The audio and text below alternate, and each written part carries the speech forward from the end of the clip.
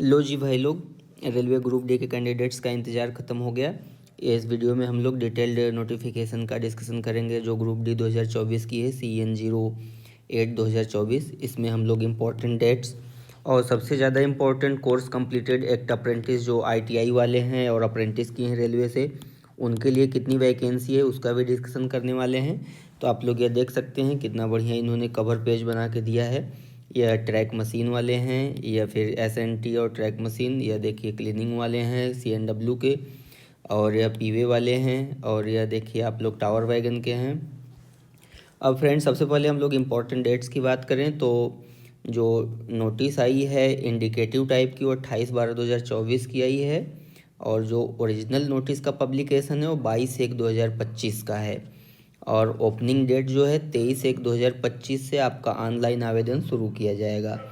Closing date क्या है, या 22/2/2025 फरवरी में 22 तारीख को लास्ट डेट है।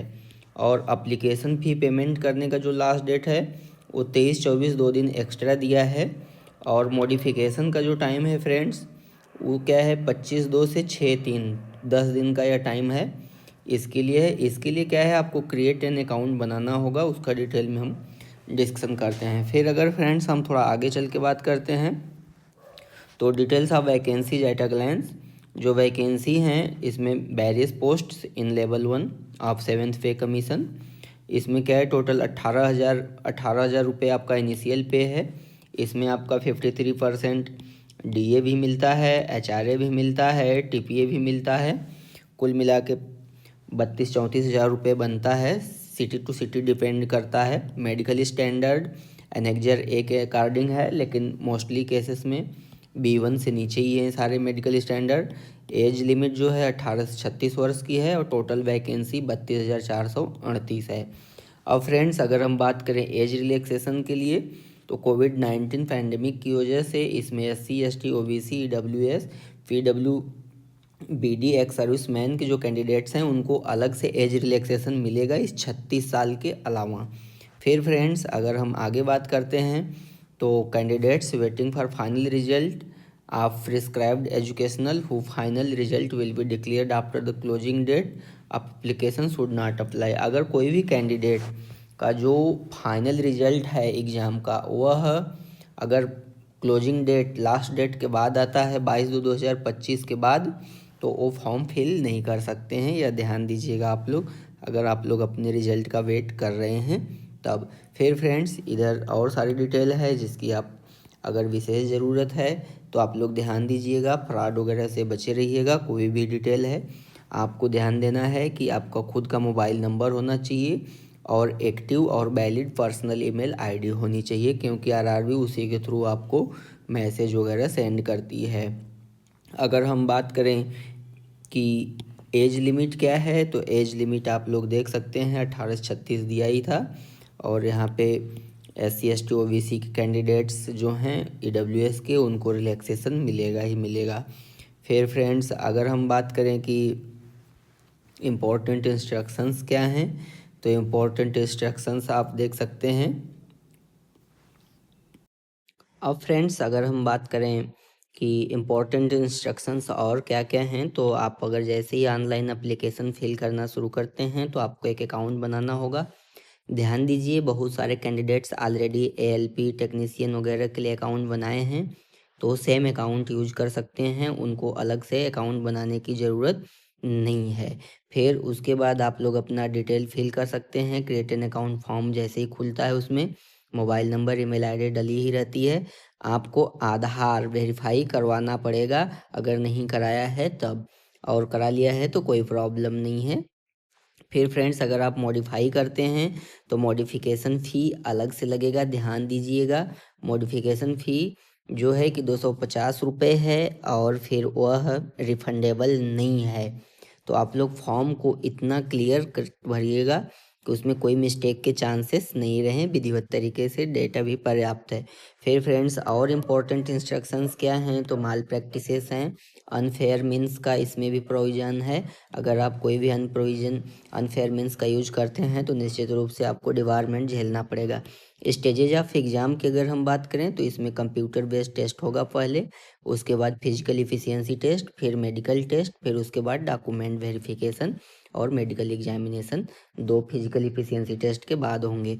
फिर फ्रेंड्स नॉर्मलाइजेशन 100% होना तय है, क्योंकि यह एग्ज़ाम एक दिन में पॉसिबल, एक शिफ्ट में नहीं है। शार्ट लिस्टिंग का जो फ्रेंड्स क्राइटेरिया है, आरआरसी या आरआरबी वाइज क्या है, शार्ट लिस्टिंग डन की जाएगी फॉर पीईटी और 3 टाइम्स ऑफ वैकेंसीज। ध्यान दीजिएगा कि 3 गुना ही शार्ट लिस्ट किए जाएंगे कैंडिडेट्स जो कि फिजिकल के लिए जाएंगे। फिर डीवी के लिए क्या है, 1:1 का रेशियो रखेगा। अगर 32,400 प्लस वैकेंसी है तो सिर्फ 32,400 कैंडिडेट ही डीवी के लिए शार्ट लिस्ट होंगे। और नेगेटिव मार्किंग 1/3 है। और calling for of candidates more than number of vacancies, अगर कहीं ज़रूरत पड़ती है तो वैकेंसी जितनी है उससे ज़्यादा कैंडिडेट्स को भी कॉल किया जा सकता है। फिर डिटेल्ड सीएन का है, सेंट्रलाइज्ड एम्प्लॉयमेंट नोटिस, आप इधर जनरल इंस्ट्रक्शंस हैं, पढ़ सकते हैं, कोई ज़रूरत अगर नहीं है, हालांकि अगर समझ सकते हैं तो समझ लीजिएगा। और अगर हम बात करें कि जो भी कैंडिडेट्स आईटीआई या एनएससी का सर्टिफिकेट प्राप्त किए हैं, name, father name, date of birth, उनका हाई स्कूल के अकॉर्डिंग ही रहेगा, ध्यान दीजिएगा। और हाई स्कूल नहीं है तो अपना आईटीआई के अकॉर्डिंग करेंगे। कोई चेंज जो है उसको, in cases of name changes candidate should indicate their change name as well as name mentioned in class 10th। जिसका कोई चेंज है वो हाई स्कूल के रिजल्ट के अनुसार दिखाएगा और चेंज नेम भी दिखाएगा कि यह नेम पहले था बाद में यह हो गया। फिर इस तरीके से इधर और सारी डिटेल्स है, अगर कोई डाउट होगा तो आप लोग कमेंट कीजिएगा। यह कहीं भी राइट नहीं है आपको अपॉइंटमेंट का, या प्रोविजनल है।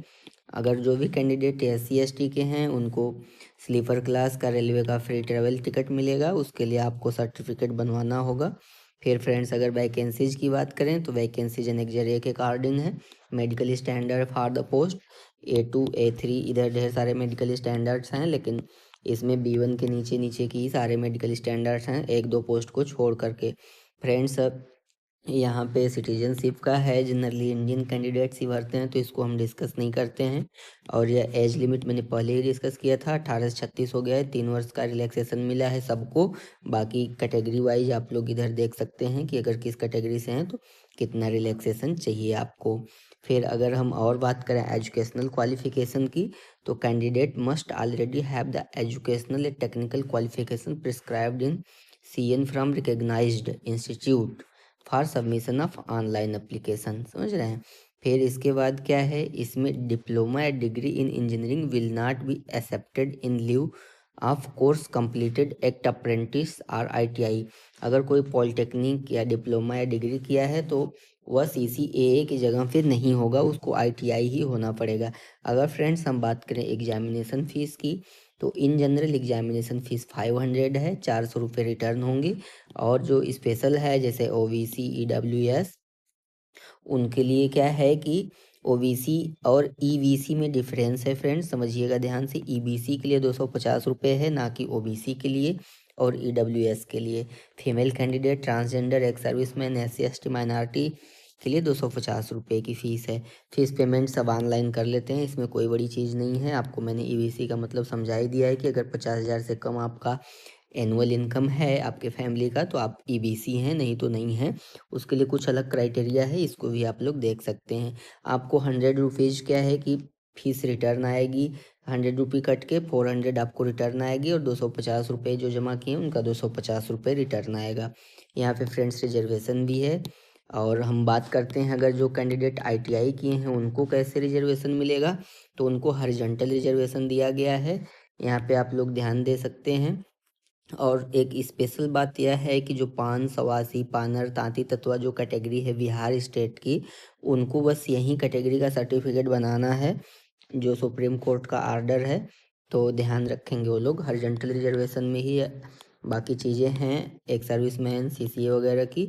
तो CCA का जो फ्रेंड्स रिजर्वेशन है वो वैकेंसी टेबल में मैं भी बताता हूँ, वो अलग ही दिया गया है, तो यह ध्यान दीजिएगा। फिर ये आगे अगर हम चलते हैं तो PWBD जो है फिजिकली डिसेबल्ड, उनके लिए सारे निर्देश हैं, तो इसको हम लोग डिस्कस नहीं करते हैं। रेलवे एक्ट अप्रेंटिस जो कैंडिडेट हैं रेलवे से अप्रेंटिस किए हैं उनके लिए बहुत अच्छी अपॉर्चुनिटी है, क्योंकि जितना एक सर्विसमैन की वैकेंसी है उतना क्या है कि रेलवे एक्ट अप्रेंटिस का भी है। इनके लिए separately indicated in the vacancy table. Friends, पहले क्या था कि 20% रिजर्वेशन था, इसको हटा दिया था रेलवे ने। अब क्या है कि जो रेलवे के एक्ट अप्रेंटिस हैं उनको वैकेंसी टेबल में ही अलग से कॉलम बना दिया गया है कि इतनी वैकेंसी इस कैटेगरी में है आपकी। तो इसको आप लोग ध्यान दीजिएगा। हाँ, रेलवे एक्ट अप्रेंटिस कंप्लीट करने का जो टाइम है वो आपका 22/2/2025 से पहले रहेगा, तभी आप वैलिड होंगे, नहीं तो नहीं होगा। तो यहाँ पे आप ध्यान दीजिएगा। अगर कोई और भी प्रॉब्लम है तो आप लोग इसको कमेंट कीजिएगा, हम बताएंगे। फिर फ्रेंड्स, अगर कोई कैंडिडेट SC ST OBC का है तो उसके लिए वही सेम रूल रहेंगे जो उधर से हैं एज रिलैक्सेशन वगैरह के संबंध में, या फिर अगर कोई अन्य रिजर्वेशन चाहिए उसको तो। और रिक्रूटमेंट प्रोसेस के लिए मैंने पहले ही बताया कि 4 स्टेज में एग्ज़ाम होगा। पहला CBT होगा, दूसरा फिजिकल इफिशियंसी टेस्ट, तीसरा डॉक्यूमेंट वेरिफिकेशन, चौथा मेडिकल टेस्ट। सारे एग्ज़ाम कंप्यूटर बेस्ड हैं, तो यह भी CBT में ही कंप्यूटर बेस्ड ही है। 90 मिनट का एग्जाम होगा। जनरल साइंस का 25 क्वेश्चन, मैथमेटिक्स का 25 क्वेश्चन, रीजनिंग का 30 क्वेश्चन और करंट अफेयर जनरल अवेयरनेस का भी 20 क्वेश्चन। टोटल 100 क्वेश्चन का एग्जाम 90 मिनट में होगा। 1/3 नेगेटिव मार्किंग है। फ्रेंड्स, यह जनरल में लिख दिया जाता है 40%, EWS 40%, OBC SC ST 30%, लेकिन ध्यान यह दीजिएगा आप लोग कि हमेशा जो कट ऑफ जाती है 75+ ही रहती है, तो यह सब बेकार की बातें हैं, लड़के उससे ज़्यादा ही ले आते हैं। यहाँ पे मैथमेटिक्स, जनरल इंटेलिजेंस और जो सब्जेक्ट्स हैं उनका सिलेबस दिया गया है। अगर हम बात करें कि ग्रुप डी में फिजिकल इफिशियंसी टेस्ट के क्या क्राइटेरिया है, तो वह कुछ इस तरीके से है। जो मेल कैंडिडेट हैं उनको 35 kg का वेट उठा के 100 मीटर चलना रहता है 2 मिनट की टाइम में, और एक ही चांस मिलता है। सबसे ज़्यादा इम्पोर्टेंट पॉइंट इसमें यह है, without putting the weight down, आपको भार को नीचे नहीं रखना है। और दूसरा इसमें क्राइटेरिया क्या है कि 1000 मीटर की रेस आपको 4 मिनट 15 सेकेंड में कंप्लीट करनी रहती है एक चांस में।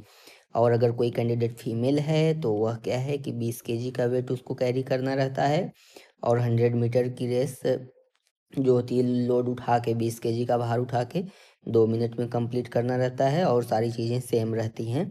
और अगर कोई फीमेल कैंडिडेट है तो उसको रनिंग 1000 मीटर ही करनी रहती है, लेकिन 5 मिनट 40 सेकंड में 1 चांस। फ्रेंड्स, आप लोग ध्यान दीजिएगा। इसमें सबसे पहले क्या होता है कि आप फिजिकल इफिशियंसी टेस्ट देने जाएंगे तो आप सबसे पहले वेट कैरी करके चलेंगे, 100 मीटर पार करेंगे 2 मिनट में, और फिर उसके बाद एक गैप दिया जाता है आपको ताकि रिकवर हो जाएं। उसके बाद क्या है कि running test after recovery gap के बाद आपकी रनिंग होती है। हालांकि ऐसा प्रैक्टिकल ग्राउंड पर नहीं होता है, जनरली कभी कभी गैप मिल जाता है, कभी नहीं मिलता है, तो आप लोग दोनों के लिए तैयार रहिएगा। फिर अगर फ्रेंड्स कोई कैंडिडेट फीमेल कैंडिडेट प्रेग्नेंट है तो उसके लिए डिक्लेरेशन मांगा जाएगा सारी फीमेल कैंडिडेट से। अगर कोई प्रॉब्लम होती है उसको तो उसके लिए वह खुद जिम्मेदार है।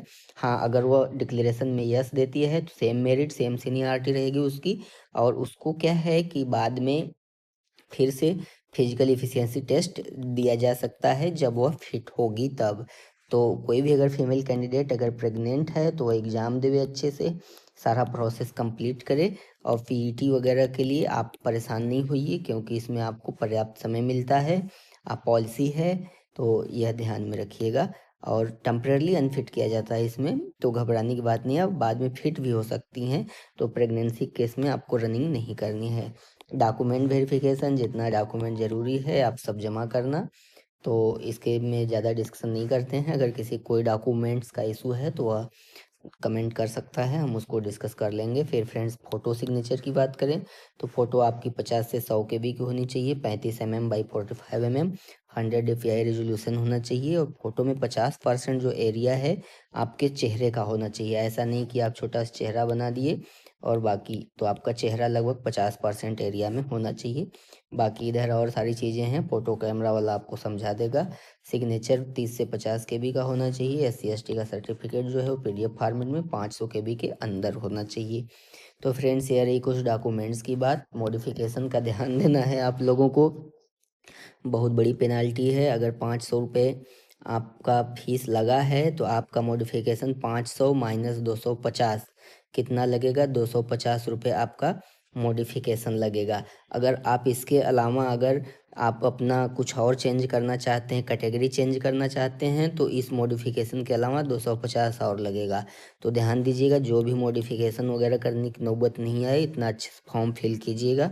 और मॉडिफिकेशन के लिए 10 दिन का टाइम दिया गया है, 25/2/2025 से 6/3/2025 तक। यहाँ पे इनवैलिड एप्लीकेशन का क्या रिलेक्शन है उसके लिए डिस्कशन है, तो इसको देख सकते हैं आप लोग। फ्री ट्रेवल का मैंने डिस्कस ही कर लिया है। अब हम लोग देखते हैं कि कहाँ कहाँ कितनी कितनी वैकेंसी है। इधर सारे डॉक्यूमेंट्स किस फॉर्मेट में बनेंगे, OBC वाले, EWS वाले, EC वाले, इसको भी आप लोग देख लीजिएगा। अब मेन पॉइंट आता है वैकेंसी टेबल और कितनी वैकेंसी किस कैटेगरी में। फ्रेंड्स, यहाँ पे देखिए, टोटल जो वैकेंसी की कैटेगरी है, 14 कैटेगरी की वैकेंसी है। पहला assistant SNT, assistant workshop, assistant bridge, assistant carriage and wagon, assistant loco diesel shed, assistant loco shed electrical, assistant operation, assistant P way, फिर assistant TL&AC, assistant TL&AC, assistant track machine, assistant TRD, pointsman B और track maintainer 4। Friends, अगर हम बात करें थोड़ा सा post preference की, तो आप लोग ध्यान दीजिएगा कि अगर यह पर्सनल व्यक्ति की चॉइस हो सकती है कि कहाँ पे कितनी वैकेंसी है, उसके घर के आसपास जो रीजन है वहाँ पे कितनी वैकेंसी है। लेकिन अगर हम बात करें कि काम के प्रोफाइल और थोड़ा रिलैक्स के पॉइंट ऑफ व्यू से, तो जो सबसे अच्छी वैकेंसी है, मैं हमेशा बताता हूँ, मैकेनिकल में वर्कशॉप में है। उसके बाद आप अगर देखें तो डीजल सेट भी ले सकते हैं, फिर इलेक्ट्रिक लोको सेट भी ले सकते हैं, और फिर ये ऑपरेशन से अच्छा हमको लगता है फ्रेंड्स TLAC आप ले लीजिए वर्कशॉप का, चौथे नंबर पे आप इसको रख सकते हैं। और फिर उसके बाद अगर पॉइंट्समैन भी आसान ही है, ज़्यादा हार्ड नहीं है, स्टेशन पे रहते हैं लोग, तो फिर भी नाइट ड्यूटी और डे ड्यूटी लगने के चांसेस रहते हैं हर में। बस वर्कशॉप भी अगर प्रोडक्शन ज़्यादा होता है तो वहाँ पे भी लग जाते हैं। फिर फ्रेंड्स, उसके बाद आप अपने से कोई प्रेफरेंस डाल सकते हैं। अगर और भी डाउट है तो आप लोग कमेंट करके बताइएगा। अब फ्रेंड्स, अगर हम बात करें कि पोस्ट पैरामीटर जो है उसमें जनरल सर्विसेज, यहाँ पे मेडिकल स्टैंडर्ड, और जो भी कैंडिडेट फिजिकली डिसेबल्ड हैं उनके लिए क्या है, वैकेंसी सूटेबल है या पोस्ट सूटेबल है कि नहीं, वो यहाँ पे लिखा गया है। और अगर हम बात करें एजुकेशनल क्वालिफिकेशन की, तो 10th पास या ITI या एक्विवेलेंट नेशनल अप्रेंटिसशिप सर्टिफिकेट, जिसे शार्ट में NAC भी बोलते हैं, ध्यान दीजिएगा। फिर अगर हम उसके बाद बात करें वैकेंसी टेबल की, तो फ्रेंड्स यह वैकेंसी टेबल है। इधर लिखा है पोस्ट का नाम, इधर कैटेगरी नंबर, इधर SNT डिपार्टमेंट है, इधर रेलवे या प्रोडक्शन यूनिट वेस्टर्न रेलवे की है कहानी, number of vacancies. Friends, general की वैकेंसी यहाँ पे देख सकते हैं, SC की देख सकते हैं, ST की देख सकते हैं, OBC की, EWS की। टोटल 442 वैकेंसी है SNT में। फ्रेंड्स, यहाँ पे और ध्यान दीजिएगा, एक सर्विसमैन की जो वैकेंसी है 80 पोस्ट है, 88 88, और CCAA 88 वैकेंसी इनकी भी है। अगर हम टोटल की बात करते हैं तो मुंबई जो वेस्टर्न रेलवे है, यहाँ पे टोटल वैकेंसी है 4672 पोस्ट। फिर उसके बाद एक सर्विसमैन की 936, और फिर CCAA की जो वैकेंसी है इसमें भी 936। तो जो फ्रेंड्स रेलवे एक्ट अप्रेंटिस हैं उनके लिए भी अच्छी वैकेंसी है, तो वो लोग इसको भी कर सकते हैं। इसी को CCEA course completed act apprentice भी बोलते हैं। तो और एक सर्विसमैन में फ्रेंड्स जनरली यह जो 2025 है, इसमें जो कैंडिडेट्स अग्निवीर थे, शायद अग्निवीर थे, उनको भी अब रिटर्न होने के चांसेस हैं, तो वो एक सर्विसमैन की कैटेगरी में आएंगे, तो वो भी इसको फिल कर सकते हैं। तो अग्निवीर और फिर जो रेलवे एक्ट अप्रेंटिस हैं उनके लिए भी एक तरीके से देखें हम तो अच्छी वैकेंसी है। फिर फ्रेंड्स, ऐसे ही हर जोन का आप लोग देख सकते हैं, यह नॉर्थ वेस्टर्न रेलवे का है, यहाँ 1433 वैकेंसी है। फिर हुबली की अगर हम बात करें तो यहाँ पे भी वैकेंसी बहुत अच्छी नहीं है। फिर जबलपुर में थोड़ी ठीक ठाक वैकेंसी दिख रही है वेस्ट सेंट्रल रेलवे में। फिर भुवनेश्वर में देख सकते हैं 1000 के नीचे ही है। बिलासपुर देख सकते हैं। फिर न्यू दिल्ली में फ्रेंड्स मुंबई के बाद जो है वो नई दिल्ली में सबसे ज़्यादा वैकेंसी दिखी है हमको। तो इस जोन को आप सेलेक्ट कर सकते हैं, रेलवे के प्रेफरेंस में रख सकते हैं। फिर तीसरे नंबर पर चेन्नई रख सकते हैं। तो इस तरीके से आप अपना देख के सेलेक्ट कर लीजिएगा। हालांकि प्रेफरेंस गुवाहाटी को भी रख सकते हैं, वैकेंसी ज़्यादा है और दूर दराज का क्षेत्र है तो लोग उधर कम जाते हैं। फिर कोलकाता में कम है वैकेंसी लोको पायलट, और उसके कंपैरिजन में देखें तो मुंबई सेंट्रल रेलवे की भी अगर देखें हम तो इसमें भी थोड़ी अच्छी वैकेंसी दिखती है। और फिर हाजीपुर की यह वैकेंसी देख सकते हैं आप लोग। प्रयागराज में फ्रेंड 20 महाकुंभ हो गया इसी में। फिर फ्रेंड्स कोलकाता का देख लीजिए, साउथ ईस्टर्न रेलवे। तो इस फ्रेंड्स इस तरीके से वैकेंसी टेबल है, आप लोग इसका स्टडी कर लीजिएगा। और अगर डिटेल कुछ चाहिए तो आप लोग बताइएगा। वीडियो देखने के लिए आपका धन्यवाद। वीडियो को शेयर कीजिए, जो कैंडिडेट रेलवे ग्रुप डी की प्रिपरेशन कर रहे हैं उनको भेजिए। अगर कोई डाउट है तो हमें कमेंट करके ज़रूर बताइए, हम समाधान का प्रयास करेंगे। धन्यवाद।